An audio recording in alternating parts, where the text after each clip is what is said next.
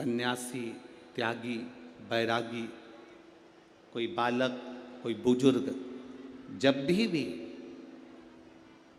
किसी व्रत को धारण करेगा, कोई भी व्रत हमने अपनी जिंदगी में उठा लिया, कोई व्रत धारण करेगा या कोई व्रत धारण करेगा तो शंकर भगवान कहते हैं उस व्रत को पूर्ण करने की शक्ति, बल पार्वती तुम और मैं, शिव और शक्ति दोनों प्रदान करेंगे। जब भी कोई व्रत उठा,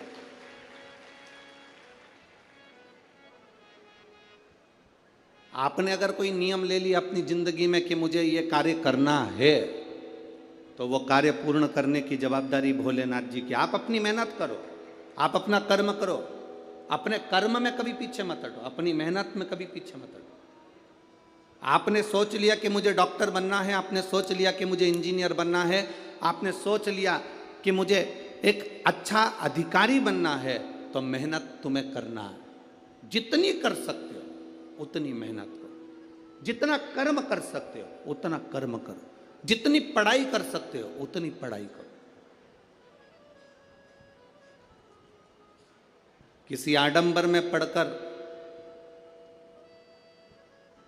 कोई तुमसे कह दे कि मेरे पास आकर बैठ जाना, मैं तुमको ऐसा भभूति बनाकर दे दूंगा कि जिससे तुम पास हो जाओगे या जिससे तुम उत्तीर्ण हो जाओगे या तुम्हारी नौकरी लग जाएगी। ना ना ना, अपनी मेहनत, अपना कर्म अपने को करना है, तब हम उन्नति की सीढ़ी पर चढ़ सकते हैं, आगे बढ़ सकते हैं। अपनी उन्नति की सीढ़ी पर चढ़ने के लिए अपनी मेहनत जरूरी है, अपनी मेहनत।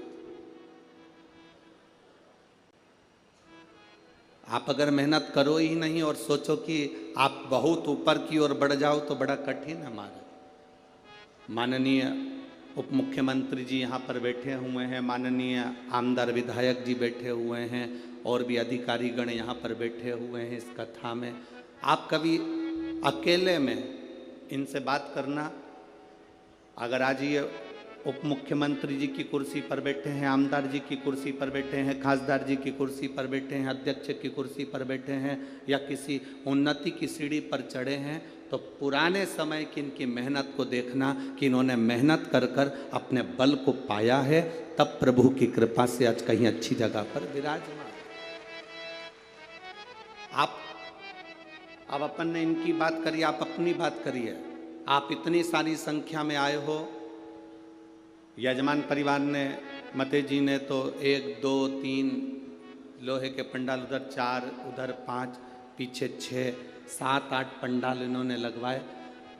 परंतु आप जरा विचार करना, तुम्हारी गाड़ी कोई बिल्कुल नज़दीक में नहीं छूटी होगी। जिस गाड़ी से, ऑटो से, रिक्शे से तुम आए होगे, वो कम से कम आधा किलोमीटर 1 किलोमीटर दूर छूटा होगा। बोलो छूटा कि नहीं छूटा? कम से कम आधा किलोमीटर 1 किलोमीटर तुम्हारी गाड़ी छूटी होगी। उसके बाद चिलचिलाती हुई धूप में तुम पैदल अपने बच्चों को, अपनी बूढ़ी माँ को, बुजुर्ग को हाथ पकड़कर धीरे धीरे धीरे धीरे संघर्ष करते हुए, मेहनत करते हुए, परिश्रम करते हुए, अपनी मेहनत के बल पर, अपने पांव के बल पर, अपनी एनर्जी के बल पर आप चलते चलते इस पवित्र शिव महापुराण की कथा में पहुँचे। तो आप पहुँचे तो शंकर भगवान की कथा श्रवण करने का सौभाग्य आपको प्राप्त हुआ। आप मेहनत कर कर पहुँचे।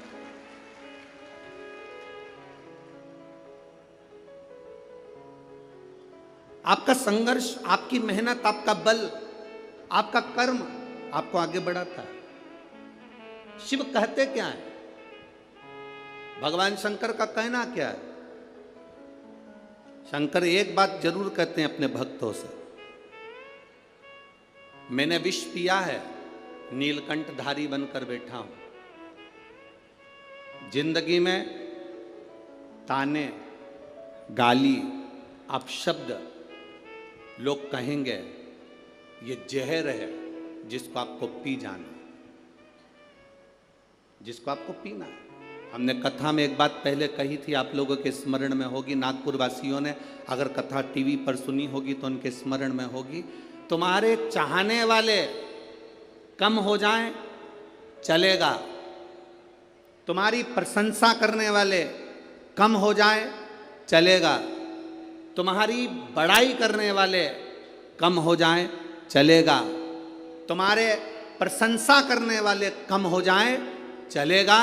और शिव महापुराण की कथा कहती है कि तुम्हारे निंदा करने वाले कम नहीं होना चाहिए, तब समझना कि तुम उन्नति की सीढ़ी पर चल।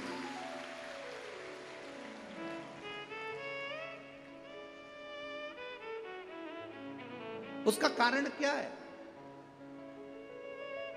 प्रशंसा करने वाला एक दिन निंदा कर सकता है, तुम्हारी प्रशंसा करने वाला एक दिन तुम्हारी निंदा कर सकता है, पर निंदा करने वाला कभी तुम्हारी प्रशंसा नहीं करेगा। इसलिए निंदा करने वाले बढ़ना चाहिए।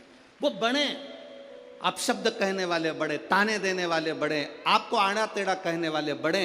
जब वो बढ़ेंगे तब समझना कि अब आप दुनिया के लोगों की चर्चा में हो, मतलब आप उन्नति की एक सीढ़ी ऊपर चढ़ चुके हो, आप आगे बढ़ चुके हो, आप उन्नति की ओर अग्रण्य हो रहे हो।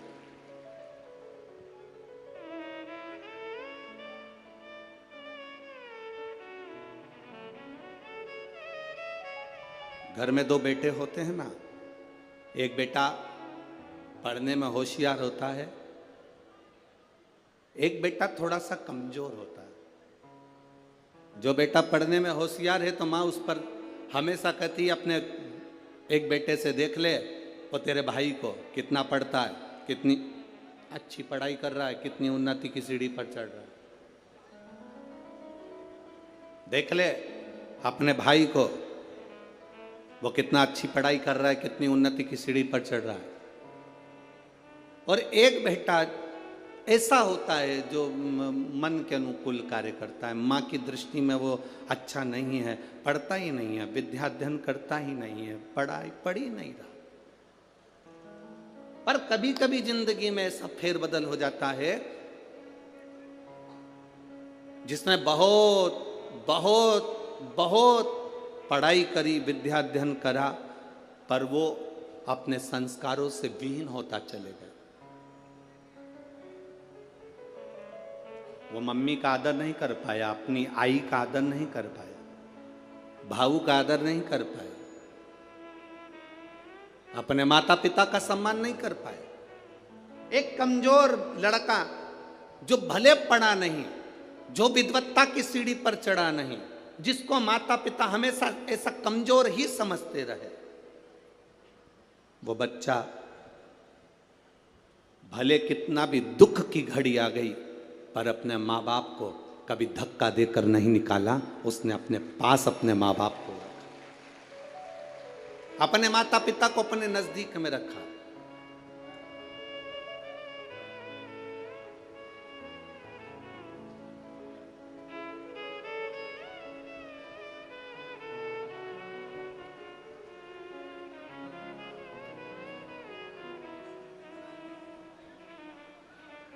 पुणे नगर में जगताप परिवार ने जब कथा करवाई तो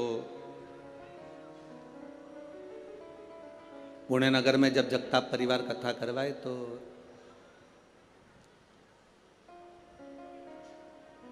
उन्होंने कहा, गुरुजी यहाँ एक वृद्धाश्रम है, आप चलेंगे? हमने कहा जरूर।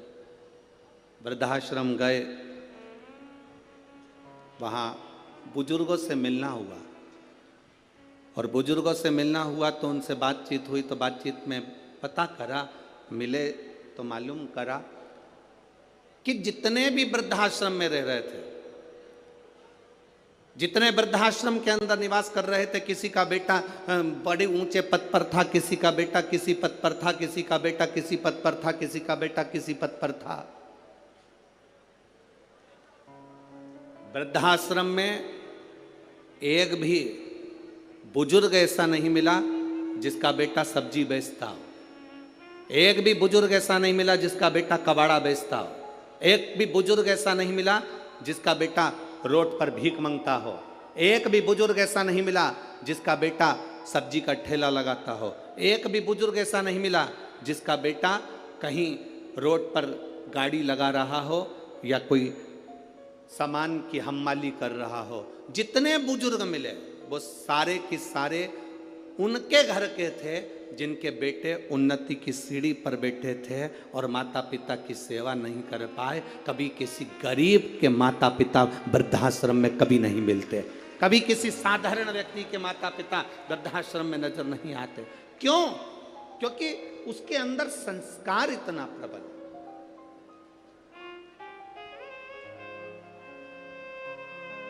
उसके अंदर संस्कारों की प्रबलता है।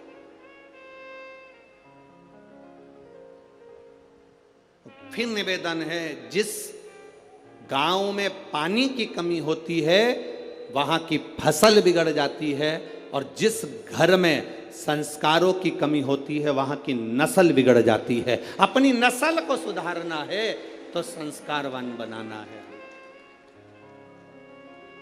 एक नियम अपने अंदर उतार कर रखिए। ये जितने लाखों की संख्या में आप लोग यहां पहुंचे हो, एक नियम अपने अंदर उतार कर रखना। हफ्ते में एक दिन ऐसा बनाना जिस दिन हमारा पूरा घर, पूरा परिवार एक साथ बैठकर, भाई भाई, परिवार, देवरानी, जेठानी सब एक साथ बैठकर भोजन करते हों। जब पूरा परिवार एक साथ बैठकर भोजन करता है तो हमारे घर के संस्कार कभी समाप्त नहीं होते, संस्कार बने रहते हैं। पूरा घर, पूरा परिवार एक साथ बैठकर भोजन कर,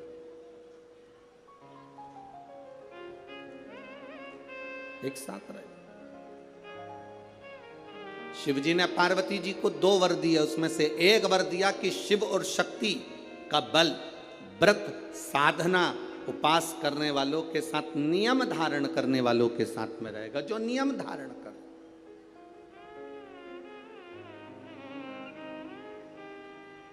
आप किसी संकल्प को उठाइए, वो संकल्प आपका परमात्मा पूरा जरूर करेगा। आपका बल, आपने सोच लिया कि मुझे ये पद पाना है, आपने सोच लिया मुझे इंजीनियर बनना है, आपने सोच लिया मुझे डॉक्टर बनना है, आपने विचार कर लिया कि मुझे कमिश्नर बनना है, आपने विचार कर लिया मुझे कलेक्टर बनना है, मुझे एसपी बनना है, मुझे टीआई, जो आप बनना चाहते हो, जो आप सीए बनना चाहते हो, जो आप बनना चाहते हो, उसका बल आपके भीतर स्वयं शिव देते हैं। शंकर देते क्या है? बल प्रदान करते हैं।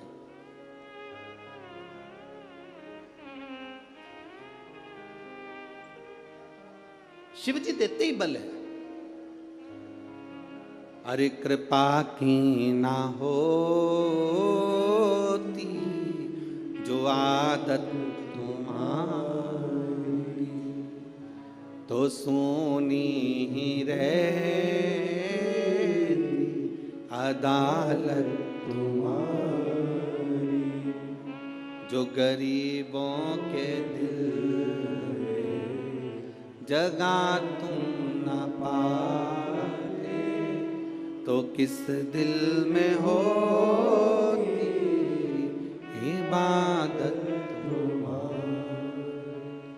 शिव देते क्या है? शंकर बल प्रदान करते। दुनिया के लोग हंसेंगे शंकर जी पे जल चढ़ाने से क्या होता है? दुनिया के लोग हंसेंगे शंकर जी पर एक लोटा जल चढ़ाने से फल क्या मिलता है? एक लोटे जल की महत्वता क्या होती है? दुनिया के लोग हंसेंगे कि शंकर की आराधना का फल क्या होता है। दुनिया के लोग हंसेंगे कि भगवान शिव की भक्ति का फल क्या होता है। दुनिया के लोग हंसेंगे कि शंकर भगवान पर बेलपत्र चढ़ाने का फल क्या होता है। शंकर भगवान का गुणगान करने का फल क्या है। शिव को एक चावल का दाना शंकर को चढ़ाने का फल क्या है।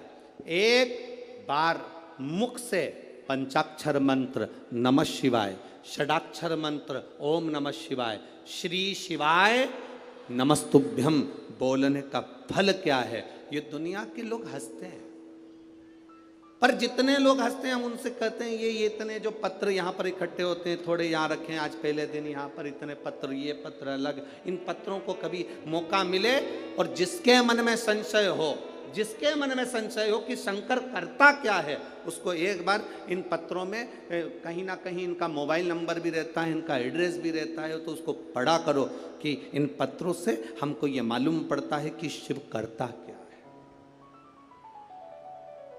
देवता देते हैं पल्ला झाड़ कर और महादेव देते हैं छप्पर फाड़ कर। मेरा शंकर कभी कम नहीं देता, मेरा वो घड़दानी देता है तो छप्पर फाड़ कर देता है। चोर चोरी करने के लिए शिव जी के मंदिर में जाता है, अपना कपड़ा जलाकर उजाला कर कर चोरी का सामान ढूंढता है। शिव कृपा कर कर उसको कुबेर बना देते हैं। जो कुबेर की कुर्सी पर बैठा वो वही चोर है जो शंकर के मंदिर में चोरी करने गया था, पर शिव ने कृपा कर, ओघड़ी ने कृपा कर।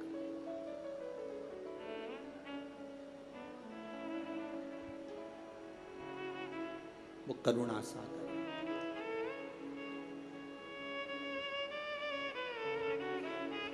शंकर के जो भक्त होते हैं वो 3 बार रोते हैं।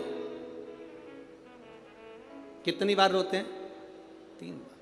शिव के जो भक्त होते हैं वो 3 बार रोते हैं। पहला, जब भगवान शंकर को पुकारते हैं, उसके हृदय में बड़ी तकलीफें होती है, कष्ट होता है, दुख होता है, तब वो भगवान को पुकारता है, तब रोता है।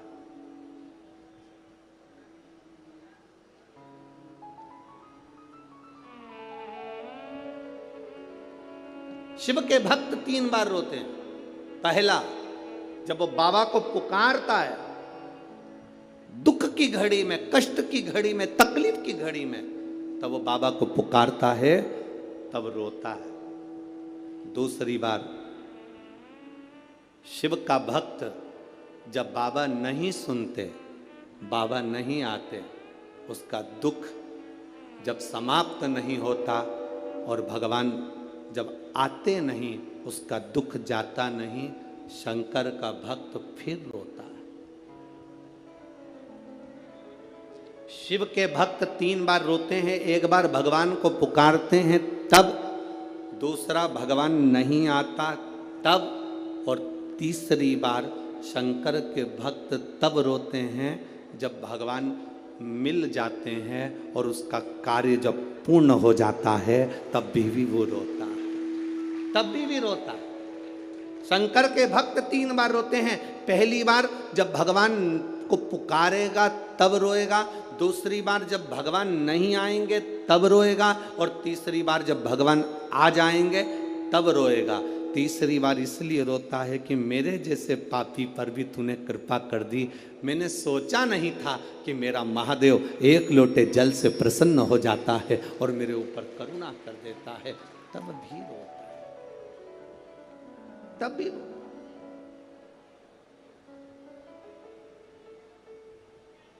बस आपका भरोसा, आपका विश्वास दृढ़ होना चाहिए, और जितना विश्वास, जितना भरोसा आपका पक्का होगा, उतना परमात्मा को मिलने में देरी नहीं होगी।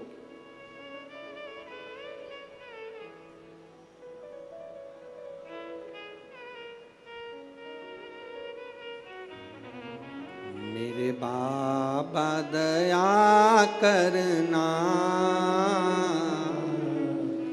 मैं तेरे भरोसे हूँ। मेरे बाबा दया करना, मैं तेरे भरोसे हूँ। ना घर के भरोसे हूँ, ना परिवार के भरोसे हूँ,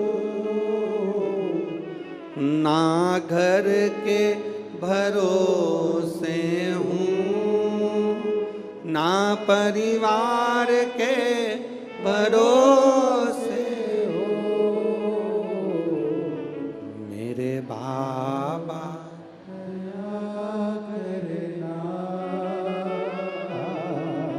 मैं तेरे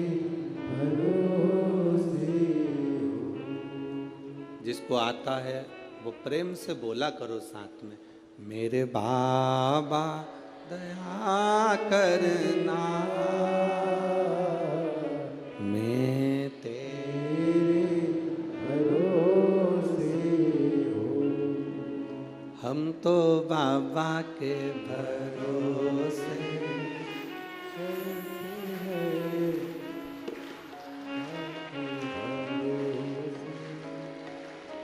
एक से चल रहा है सारे स्वर, एक से चल रहा है सब।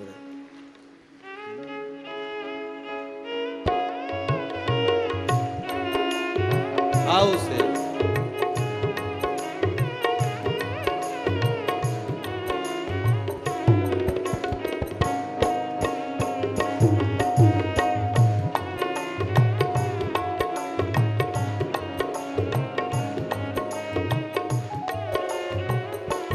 हम तो बाबा के भरोसे चलते हैं, हम तो बाबा के भरोसे चलते हैं, ये दुनिया वाले जलते हैं, ये दुनिया वाले जलते हैं, ये दुनिया वाले जलते हैं, ये दुनिया वाले जलते हैं, हम तो बाबा के भरोसे चलते हैं, हम तो बाबा के भरोसे चलते हैं, भोले बाबा के भरोसे चलते हैं, भोले बाबा के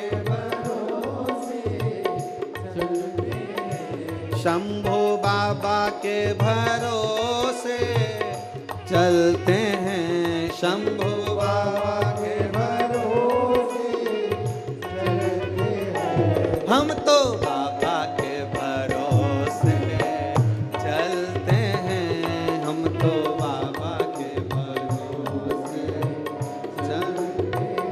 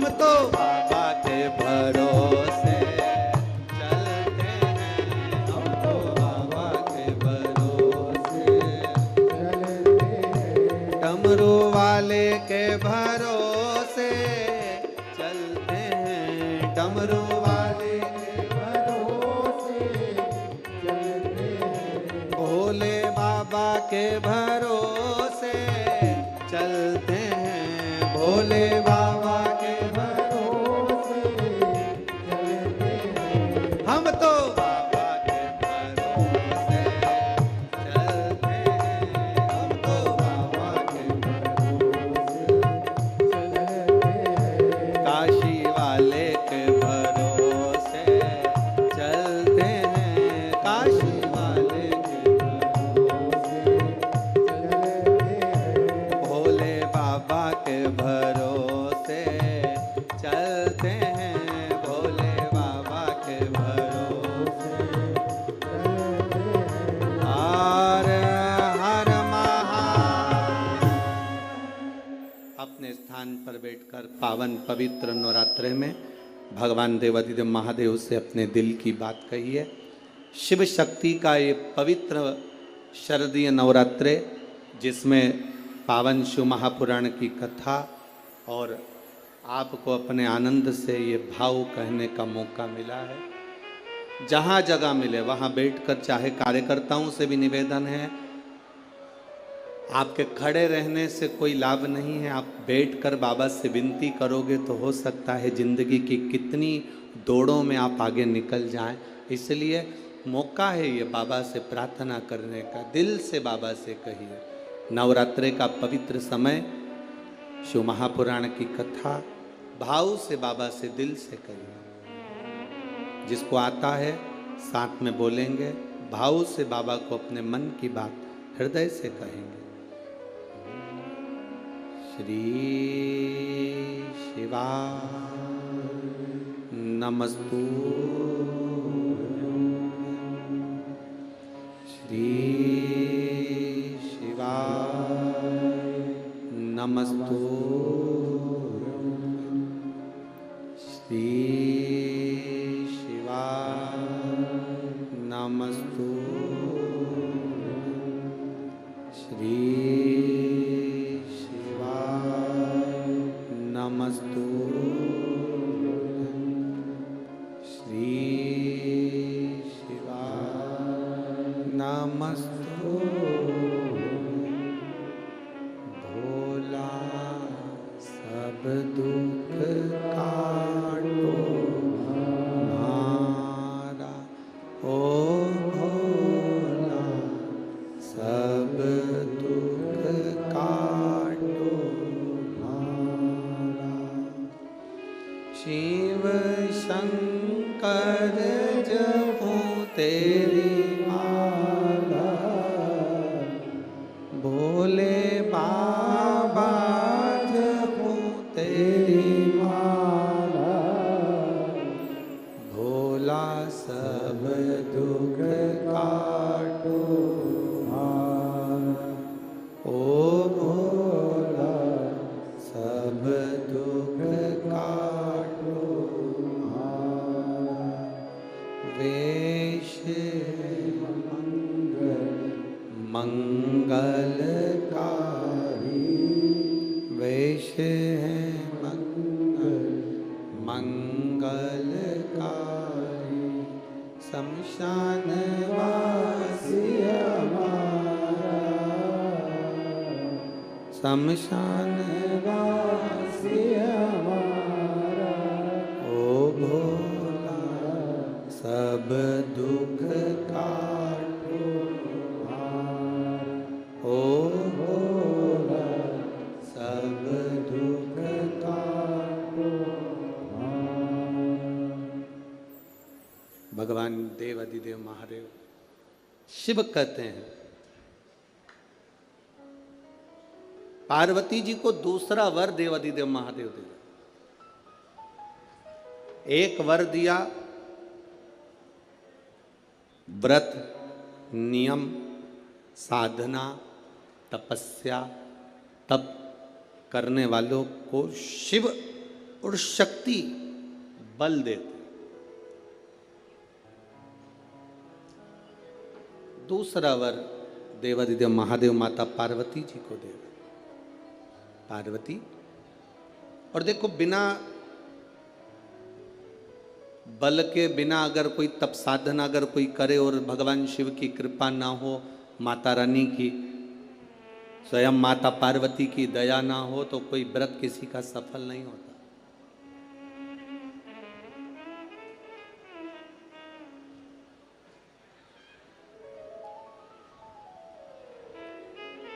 राजा प्रसेनजीत की दो बेटी थी। एक का नाम था नेनुका और दूसरे का नाम था रेणुका। कितनी बेटी हैं? जम के बोलो जरा। दो। पहली का नाम क्या है? नेनुका, ना एन, नेनुका पहली का नाम, और दूसरी का रेणुका, आर, रा, रेणुका। राजा प्रसेनजीत की दो बेटी है, एक नेनुका है, दूसरी रेणुका है।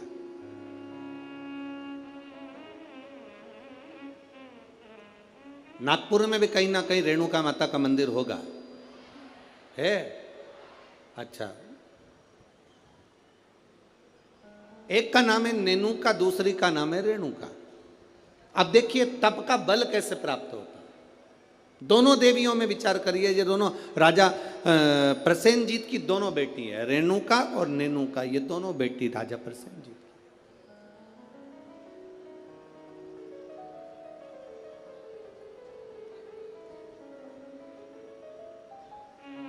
प्रथम नेनुका का जन्म हुआ, और नैनुका का जब जन्म हुआ तब नैनुका उस जन्म को पाने के बाद में अपने राजसी कार्य में अपने पिता के साथ में रहने लगी, कार्य करने लगी। दूसरे नंबर पर आई है रेणुका। रेणुका का जब से जन्म हुआ, जब से रेणुका जन्मी, उस दिन से उसने केवल अपनी मां रेणु से एक बात सीख ली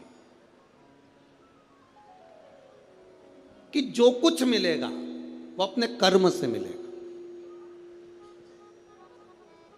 जो कुछ मिलेगा वो अपनी मेहनत से मिलेगा। इसलिए मत बुरे कर्म कर बंदे, वरना पछताएगा। भगवान की आंखों से तू बच नहीं पाएगा, बच नहीं पाएगा। हम जिस कर्म को करें उस कर्म के बल पर हमें प्राप्ति हो। एक पत्र आया है, देखिए।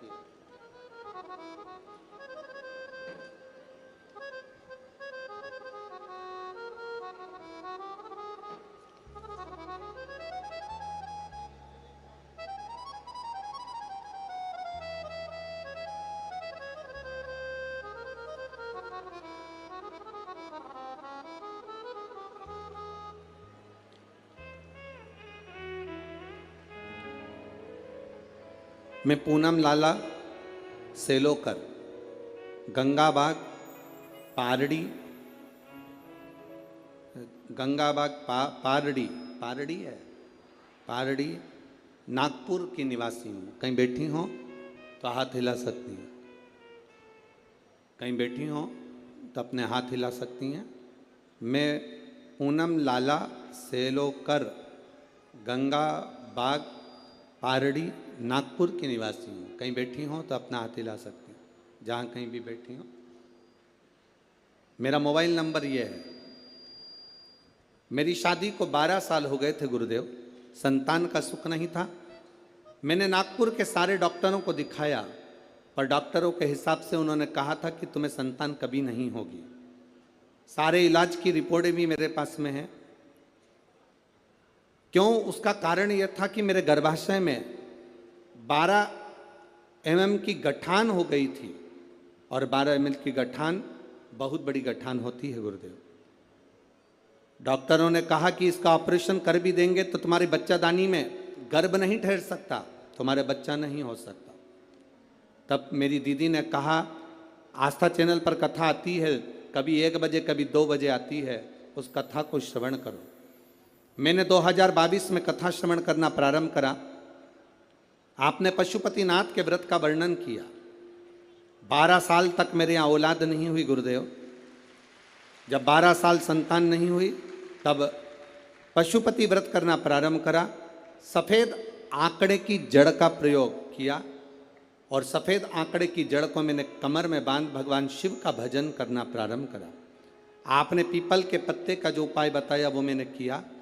और गुड़ियारी रायपुर की कथा मैंने टीवी पर आसन लगाकर सामने टीवी को चालू कर पूरी कथा गुड़ियारी रायपुर की सुनी और बाबा की कृपा से उसी महीने में मेरा गर्भ ठहर गया। और 17 जुलाई 2023 को मुझे पुत्र रत्न की प्राप्ति हुई है। मैं बाबा को यहाँ प्रणाम करने आई हूँ। कहीं बैठी हैं क्या? बच्चा लाए हैं? बच्चा लाए हो ले आओ, अगर लाए हो तो लेकर आ सकते हो। गुरुदेव, डॉक्टर के हिसाब से मेरे यहाँ कभी संतान का सुख नहीं था। उनके हिसाब से मुझे औलाद नहीं हो सकती थी। पर बाबा देवाधिदेव महादेव पर जो विश्वास किया, भरोसा किया, जल चढ़ाया, जल का आचमन किया, ये शिव की कृपा से मुझे संतान की प्राप्ति हुई। ये शिव तत्व। एक पत्र और बड़ा सुंदर आया, देखिए।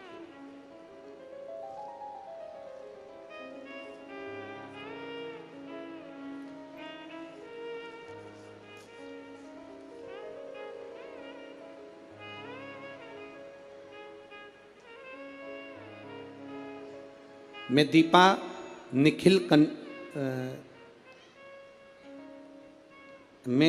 निखिल कनाटे, शांति नगर, कावलापेट है, कावलेपेट। अरे तुम समझ गए ना? हाँ बस ठीक है। नागपुर मेरा प्लाट नंबर 143। बहुत जोरदार। कहीं बैठी हैं? कहीं बैठी हो तो हाथ हिला सकती हैं। कहीं पर बैठी हो तो हाथ हिला सकती हैं। मैं दीपा निखिल कनाटे, शांति नगर,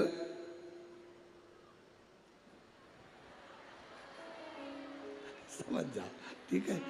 हाँ, कावलापेट, नागपुर, मेरा प्लाट नंबर 143। गुरुदेव, मैं बाबा का क्या गुणगान करूं? मेरी शादी को कई साल निकल गए, संतान का सुख नहीं था गुरुदेव। 6 साल तो मैं जहां कोई कहता था वहां चली जाती, गोदी भरवा कर ले आती। कोई नारियल डाल डाल कर गोदी में इतने सारे नारियल इकट्ठे हो गए कि एक बार विसर्जन करना पड़ा गुरुदेव। फिर भी संतान का सुख नहीं हुआ। ऐसा कोई दरवाजा नहीं था जिस दरवाजे पर मैं नहीं गई, पर मुझे संतान का सुख नहीं हुआ गुरुदेव।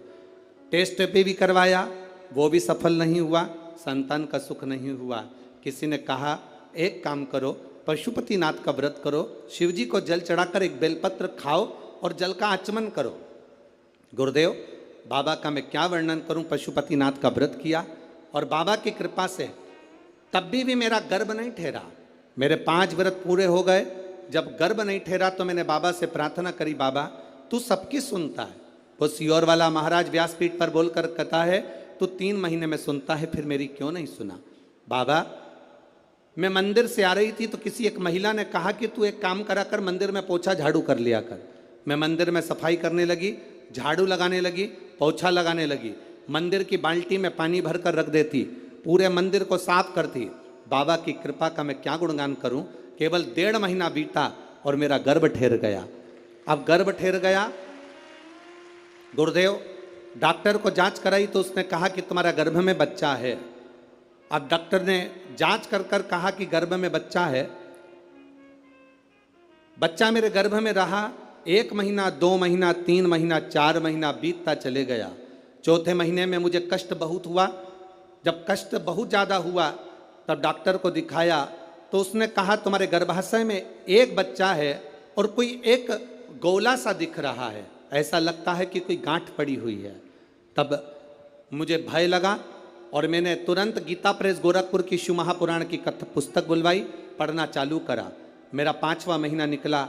डॉक्टर कहते रहे तुम्हारे गर्भ में एक बच्चा है और एक गांठ पड़ी हुई है। 6वां महीना पूर्ण हुआ, 7वां महीना पूरा हुआ, धीरे धीरे करते 9वां महीना हुआ। कथा पढ़ती रही, भोलेनाथ का भरोसा करती रही। अब मेरा डिलीवरी का टाइम आया। डॉक्टर ने कह दिया तुम्हारे शरीर में प्लेटलेट कम है तो तुम्हारा साधारण सा नॉर्मल डिलीवरी नहीं हो सकती, तब ऑपरेशन से बच्चा हो। जानकर मैं बड़ी दुखी हो गई। अब करे तो करे क्या। डॉक्टर के अनुसार तुम्हारे गर्भ में एक बच्चा है और एक गांठ है, तो बड़ी सावधानी से बच्चे को जन्म देना पड़ेगा। तब क्या कहूँ गुरुदेव, बाबा तो बाबा है। आप कहते हो भगवान देता है पल्ला झाड़ कर, महादेव देता है चप्पर फाड़ कर। बाबा ने मुझे 2 संतान प्रदान कर दी। जो डॉक्टर कहता था केवल एक गठान है, वो 2 संतान दिए। मैं दोनों बच्चों को लेकर यहाँ आई हूँ गुरुदेव, आपका आशीर्वाद मिले। कहीं बैठी हैं?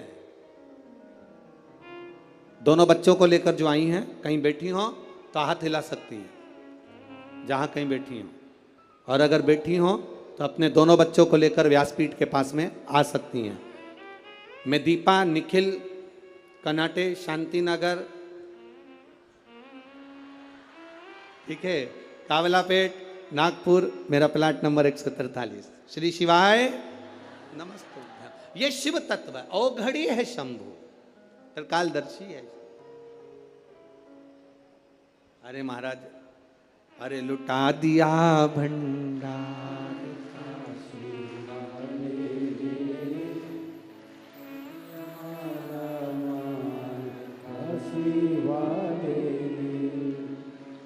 एक बात तो है,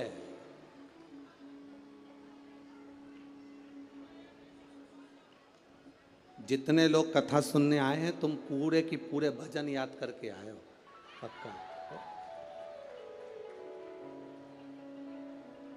बहुत बहुत साधुवाद। और एक बात तो है, विदर्भ विदर्भ है और नागपुर नागपुर है।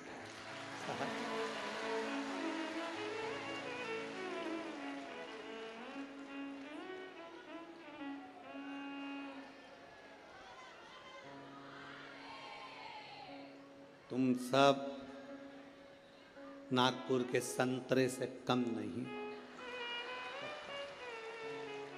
पक्का। संतों की धरा है नागपुर,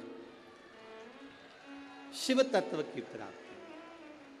महाराज औघड़ी है शिव। 2 बेटियां हैं राजा की, प्रसेनजीत की 2 बेटियां। एक नेनुका है तो दूसरी रेणुका।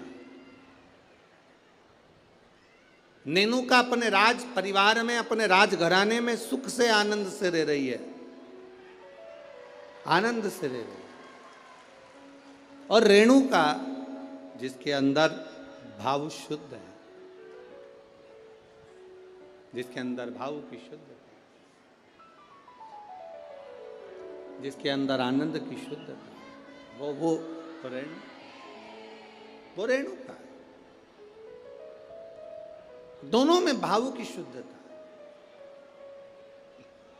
नेनुका राजघराने का आनंद ले रही है, नेनुका राजघराने का सुख पा रही है, और रेणुका राजघराने में रहने के बाद भी अपनी मां रेणु के पद चिन्हों पर चलकर भगवान देवाधिदेव महादेव की अविरल भक्ति में लीन है। अविरल भक्ति,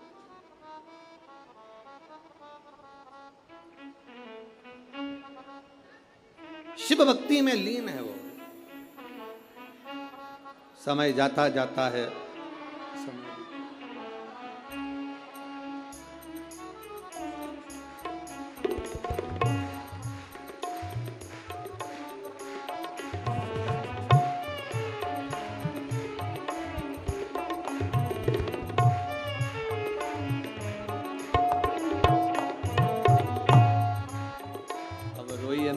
खुश हो, ये बाबा ने झोली भर दी ना तो रोना नहीं है, अब तो खुश होना है। आप भी मत रो।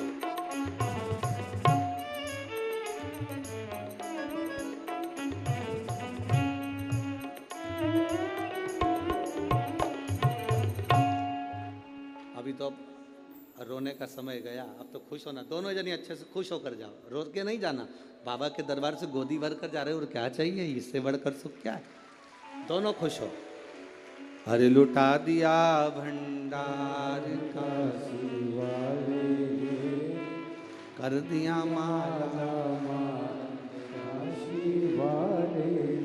ये शिव भक्ति है, शंकर की उद्धार। शिव ओघड़ी है। जहां डॉक्टर ने कह दिया था कि नहीं होगा बच्चा, संतान का सुख नहीं है तुम्हारे जीवन में, वहां देने वाला कोई साधारण नहीं है। वो त्रिकालदर्शी, वो कैलाशी, वो अविनाशी शिव है, शंभु है। वो सहज नहीं है। शिव कथा कहती है, भगवान देवाधिदेव महादेव का चरित्र कहता। शिव महापुराण की कथा कहती है, एक दिन राजा प्रसेनजीत ने अपनी दोनों बेटियों को बुलाया, और दोनों बेटियां जब धीरे धीरे बड़ी हो गई, बड़ी होने के बाद अपनी बेटियों से पूछा, बताओ बेटियों, तुम्हारा भरण पोषण करने वाला कौन है, तुम्हारी भंडार भरने वाला, तुम्हारा भरण पोषण करने वाला, तुमको रखने वाला, संभालने वाला कौन है, बोलो।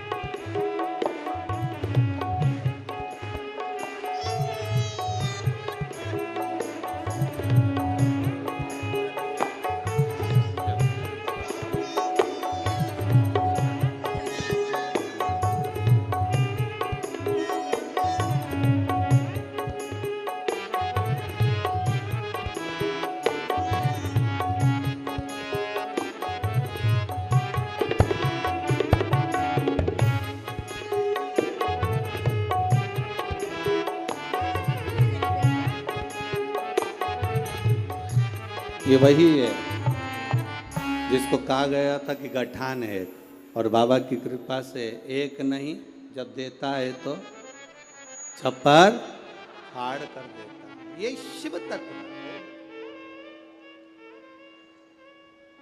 शिव भक्ति है। नेनुका और रेणुका दोनों से पूछा गया, प्रसेनजीत ने दोनों से पूछा, ये बताओ। प्रसेनजीत पूछ रहे हैं कि इस तुम्हारे जीवन का ये भरण पोषण कौन कर रहा है।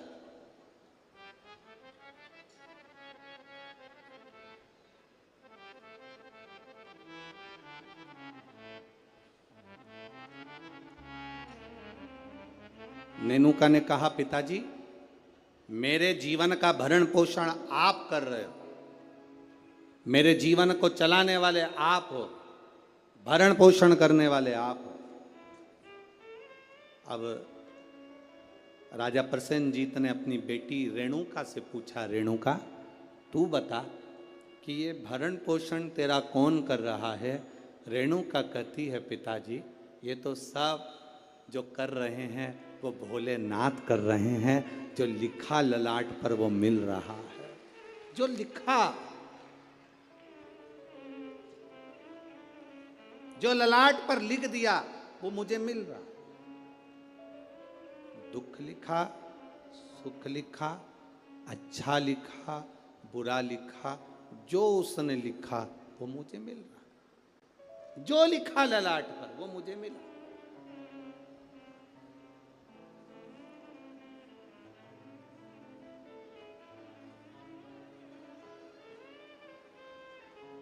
और तेरी कृपा बिना ना हिले एक भी अणु, लेते हैं श्वास तेरी कृपा से तनो तनो। जो ललाट पर लिख दिया वो कोई टाल ना सका। हाँ, ललाट पर लिखा हुआ अगर कोई टाल सकता है तो केवल एक है, वो देव अधिदेव महादेव है, वो टाल सकता है। एक पत्र आया है, देखिए उस पत्र में उसने लिखा, मैं दीपिका अविनाश ठाकुर रामटेक से हूं। कहीं बैठी हैं? बैठी हो तो हाथ हिला सकती हैं। आप ही हैं? दोनों हाथ हिला दो एक बार। हाँ, श्री शिवाय नमस्तुभ्यम। मैं दीपिका अविनाश ठाकुर रामटेक से हूँ। मेरे बाबा के 3 अनुभव मैं बताना चाहती हूँ गुरुदेव, में क्या वर्णन करूँ। मेरी मामी को जो रजनीबेस रामटेक में है, उनको कैंसर हो गया और कैंसर होने के बाद में उनका नागपुर में इलाज चला। नागपुर से इलाज कराने के बाद उनको दिल्ली ले गए। दिल्ली ले गए तब भी उनका कैंसर ठीक होने को नहीं। गुरुदेव आप करें तो करें क्या। तब बाबा देवाधिदेव महादेव पर विश्वास रखकर दिल्ली से दिखाने के बाद में वो ऑपरेशन का बोले पर हम उनको लेकर आए और गुरुदेव शिवजी पे चढ़ी हुई बेलपत्र उनको खाने के लिए देने लगे। शंकर पर चढ़ा हुआ जल उनको पीने के लिए देने लगे। मैं बाबा का क्या गुणगान करूं गुरुदेव। आज बाबा की कृपा से जो मेरी मामी जी को कैंसर हो गया था वो पूर्ण तरह से ठीक है, इसलिए मैं बाबा को यहाँ नमन करने के लिए। आराम है बाबू? दोनों हाथ हिला दो एक बार। श्री शिवाय नमस्तुभ्यम। गुरुदेव शिव कृपा इसी को कहते हैं। गुरुदेव बाबा जब देता है तो साधारण नहीं देता बाबा। गुरुजी आप कहते हो कि सारी समस्या का एक लोटा जल है हल, पर निवेदन करूं गुरुदेव, बेलपत्री में भी वो बल है कि साधारण व्यक्ति उस बेलपत्र को समझ नहीं सकता। ये शिव तत्व की प्राप्ति। बैठिए बहन। शिव भक्ति वो क्या दे रहा है, क्या कर रहा है, ये उसके ऊपर निर्भर है। नागपुर वालों, आप लोगों को मौका मिला है 5 दिन की कथा का। जितने दिल से, हाँ लोग कहेंगे तुमसे भीड़ बहुत है, बहुत गर्दी है, बहुत भीड़ है, बहुत गर्दी है, तो भी कह देना कि वो हम में जहाँ जगह मिले वहाँ बैठकर दिल से जितनी देर मिले उतनी देर की कथा श्रवण कर कर उसको एक बार अपने मन की बात कहकर जरूर जाना। वो 3 महीने में क्या देगा ये उसके ऊपर निर्भर। वो क्या देगा ये वही जान सकता। भगवान ने अगर आपको धन दिया है तो बन सके जो शिव भक्त यहाँ पर आए उनको दोनों हाथों से कुछ जो बन सके, पानी हो, फलाहार हो, बिस्कुट हो, कुछ भी सामग्री, एक बार उनका मुंह झूठा जरूर कराओ और लिख कर रखना अपनी डायरी में कि मैंने 5 रुपए का पानी पिलाया था। 3 महीने इंतजार मत करना, 1.5 महीने में इंतजार कर कर बताना कि वो 5 रुपए का जो पानी पिलाया वो 3 गुना हुआ कि नहीं हुआ, 4 गुना हुआ कि नहीं। उसका फल क्या क्या मिल रहा है, क्या प्राप्त होगा, ये वही था।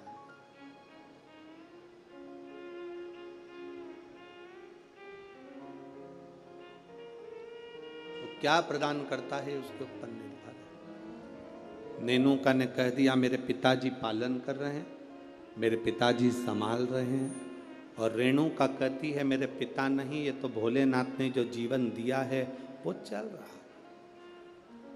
विचार कर लिया पिताजी ने, दोनों बेटी की शादी करना है। एक बेटी के हृदय में शिव समाया हुआ है, एक बेटी के हृदय में ज्ञान समाया हुआ है। वैराग्य त्याग संत का भाव समाया हुआ है और दूसरी बेटी के हृदय में जानती है कि मेरे पिता संचालन कर रहे हैं तो इसको कोई राजसी राजा ही इसको परणाएगा, इस बेटी का विवाह किसी राजा के साथ करूंगा, इस बेटी का विवाह मैं राजा के साथ करूंगा।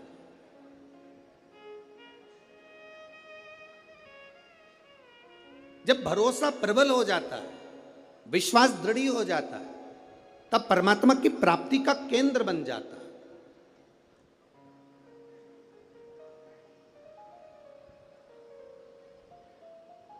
अभी हम आ रहे थे, जब आते आते देखा कि लोग टेंट के बाहर, पंडालों के बाहर लोग धूप में बैठे हुए हैं। बहुत गर्मी है, धूप अपार, पर आप प्रयास करना। 2 बजे कथा चालू हुई, 5 बजे तक चलेगी। 2 बजे से 5 बजे तक जो धूप में बाहर भी बैठे हैं वो अंदाजा लगा कर बैठना कि 2 बजे से 5 बजे तक आपको कहीं धूप दिखी, कहीं धूप नजर आई, कहीं धूप लगी। वो छत्र छाया कर कर बैठता है। साधारण नहीं है मेरा शिव, साधारण नहीं मेरा उघड़ी।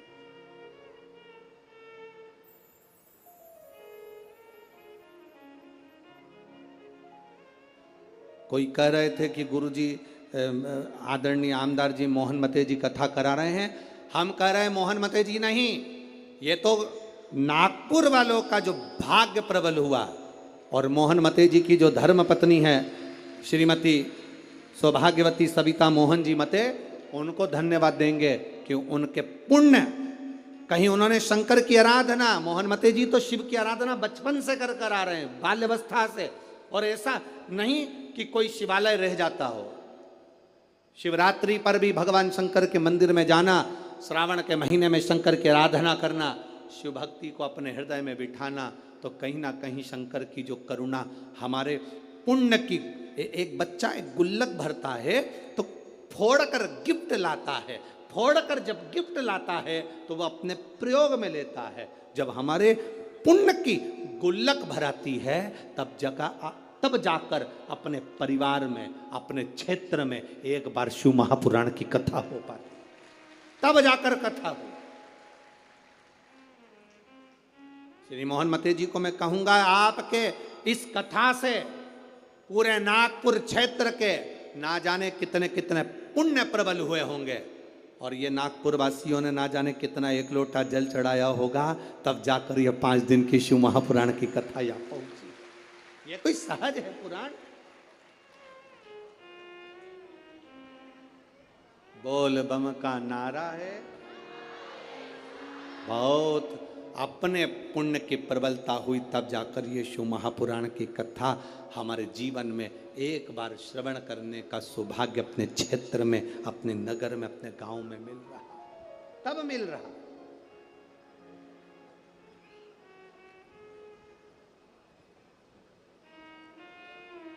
अब बेटियां किसको बिहा दी जाए, बेटी किसको दे दी जाए? कर्म का फल देखिए। जो भगवान देवादिदेव महादेव ने माता पार्वती को कहा था कि जो मेहनत करता है, पार्वती जो संकल्प ले लेता है, जो नियम ले लेता है, जो व्रत करता है, उसके व्रत का फल हम स्वयं देते हैं। 2 वचन दिए थे माता पार्वती जी को भगवान शिव ने, एक शिव और शक्ति का बल देना, और दूसरा वचन देवादिदेव महादेव ने माता पार्वती को दूसरा वचन, दूसरा वर दिया था, पार्वती सुन, संसार में रहने वाली नारी, पुरुष, बच्चे, बूढ़े, इस मृत्यु लोक में जो रह रहा है, संसार में अगर उसके जीवन में कभी दुख की एक घड़ी भी आई है तो उसके कर्म से आई है। उसने जो पूर्व में कर्म किया होगा उसके अनुसार उसको एक दुख की घड़ी में भोगना पड़ा है। पर उस दुख की घड़ी में पार्वती, अगर उसने भूलवश भी मुझे याद किया, शंकर कहते हैं मैं उसी क्षण उसके दुख को मिटाने के लिए संसार सागर में पहुंच जाऊंगा। मैं वचन देता हूं। ये माता पार्वती जी को शिव जी ने 2 वचन दिए। पार्वती, एक शिव और शक्ति का बल व्रत उपास साधना तप करने वाले को मिलता है। नवरात्र का व्रत करने वाले कई लोग नंगे पैर चलते हैं, कई लोग एक समय दूध लेते हैं, कोई कहता है कि मैं लौंग पर व्रत करता हूँ, कोई अपने शरीर पर जवारे बो लेता है, कोई कुछ नियम धारण करता है, कोई कुछ नियम धारण करता है। सारे नियम व्रत साधना तप जितने लोग करते हैं, घबराने की जरूरत नहीं। ये बल तुम्हें जो देता है वो शिव देते हैं, वो भगवान शंकर शक्ति के साथ देते हैं। और ध्यान देना, दुख की घड़ी में अगर तुम्हारे कर्म के अनुसार तुम्हें दुख भोगना पड़ रहा है तो उस दुख में भी घबराना नहीं। अगर दुख परमात्मा ने दिया है तो वो उस दुख को समाप्त करने का बल भी आपको प्रदान करता है। वो शिव तत्व है, वो ओघड़ी है, वो शंकर है, ओघड़ी शिव है।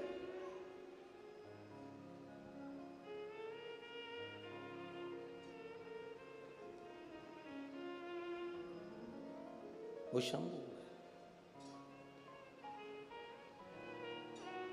आपके बल को जो बढ़ा रहा, आपके विश्वास को जो दृढ़ कर रहा। महाराज राजा प्रसेन ने विचार कर लिया, दोनों बेटी का विवाह करना है। नेनुका का विवाह करूंगा किसी राजा के साथ और रेणुका का विवाह करूंगा किसी ऋषि के साथ। नेनुका सहस्त्रार्जुन को दी गई, जिसकी हजारों भुजाएं थी, खूब राजसी ठाठ था, खूब बल था। नेनुका सहस्त्रार्जुन को दी गई, जितने रावण को भी अपने काबू में कर रखा था। ढेर बल था सहस्त्रार्जुन के पास में, ढेर संपदा थी सहस्त्रार्जुन के पास में। बड़ा प्रबल, बड़ा वीर राजा था सहस्त्रार्जुन, बड़े प्रबल थे सहस्त्रार्जुन। सहस्त्रार्जुन साधारण नहीं थे, बड़े प्रबल, बड़े वीर। जो रावण को भी अपने कब्जे में रखता हो वो साधारण नहीं हो सकता है।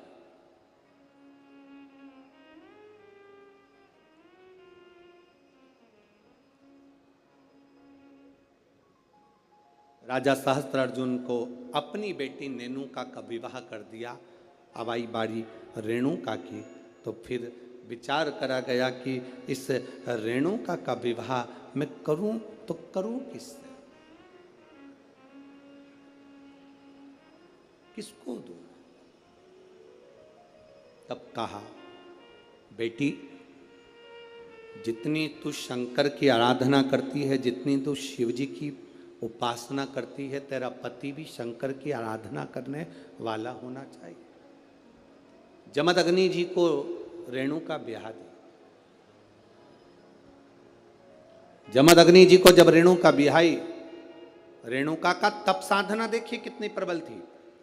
जमदग्नि जी के साथ में रेणुका जब ब्याह कर आ गई, रेणुका का नियम था, प्रतिदिन का नियम था रेणुका का, प्रतिदिन का नियम।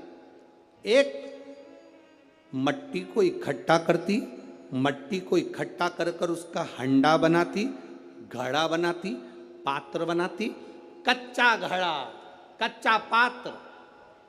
मेरा निवेदन है, यहाँ पर जितनी माताएं बैठी हैं, एक बार प्रयोग कर कर देखना कि आप मट्टी लाओ, मट्टी का हंडा बनाओ, मटकी बनाओ, और उस मटकी में कहीं जाकर जल भर कर लेकर आना, अपने सिर पर रखकर। मटकी टूटेगी कि नहीं टूटेगी?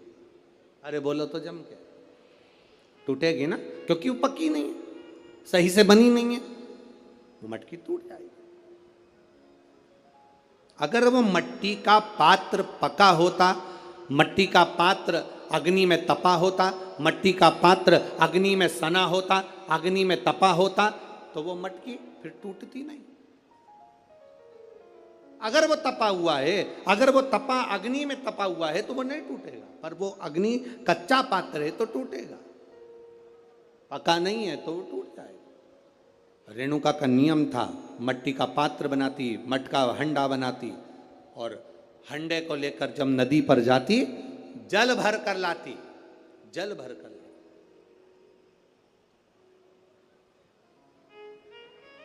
और वो जल अपने पति को देती। जमदग्नि जी को जल देती, जमदग्नि जी भगवान शिव को समर्पित करते। ओम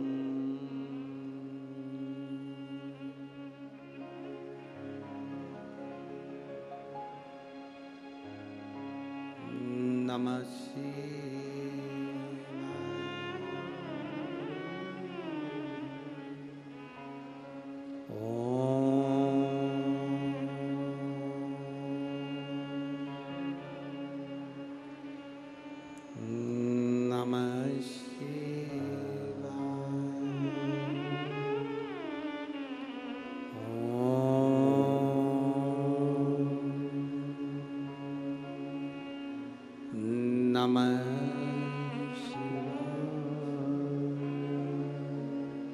घड़ा लाई, जमदग्नि जी को दिया, जमदग्नि जी ने शिव जी को समर्पित किया। कच्चे घड़े में जल भरना, लाना, शंकर जी के लिए अपने पति को देना, समर्पित करना।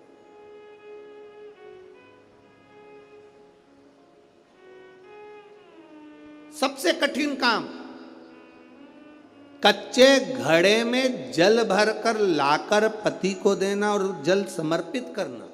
एक बार जमदग्नि जी के मन में एक भाव प्रकट हो गया कि मेरी पत्नी रोज घड़ा बनाती है, रोज हंडा बनाती है, रोज कच्चा घड़ा तैयार करती है और रोज जल भर कर लेकर आती है। मेरी धर्म पत्नी, आखिर ऐसा क्या तप साधना, ऐसा क्या तप बल, ऐसी क्या प्रबलता जो कच्चे घड़े में जल भर कर लाती है। कच्चे घड़े में जल भर कर लाना।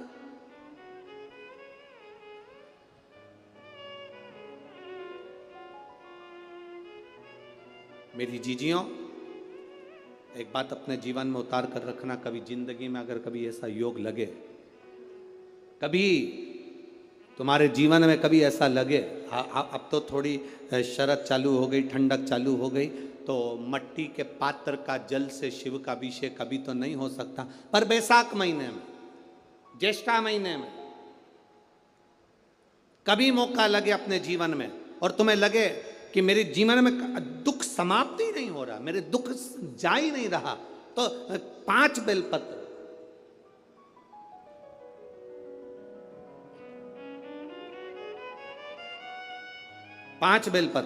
एक आप लोगों को देखो, इस पत्र में शिवलिंग लगा हुआ है तो हम आपको इसी से समझा देते हैं। एक बेलपत्र जिसकी डंडी का भाग जल जहां से बहकर बाहर निकल रहा है, अशोक सुंदरी का स्थान देखा है ना सब लोगों ने, बस उसी स्थान पर पहली बेलपत्र। दूसरी बेलपत्र पार्वती जी के स्थान पर, अर्थात जो जलाधारी है वहां पर। तीसरी बेलपत्र शंकर भगवान के शिवलिंग के सम्मुख में जहां आप बैठे हो वहां बैठकर डंडी का भाग विपरीत दिशा में रखकर, तीसरा बेलपत्र। चौथा बेलपत्र भगवान शंकर का जल जहां से नीचे गिर रहा है उस ओर सीधी बेलपत्र नीचे की ओर। और 5वीं बेलपत्र शंकर भगवान के अशोक सुंदरी के